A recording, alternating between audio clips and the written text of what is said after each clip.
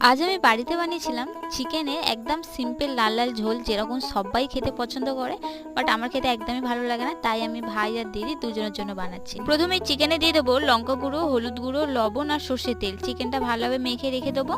এবার কড়াইতে সর্ষের তেলটা গরম হয়ে গেলে আলুটা আমি ভেজে নিলাম এখানে সামান্য একটু হলুদ দিয়ে। ওই কড়াতেই দিয়ে দিচ্ছি গোটা গরম মশলা, তেজপাতা আর পেঁয়াজ কুচি। পেঁয়াজটা একটু নেড়ে চড়ে নেবো। একটু নরম হয়ে গেলে আমি এতে দিয়ে দিচ্ছি আদা রসুন বাটা আর চিকেনটা আমি দিয়ে দেবো।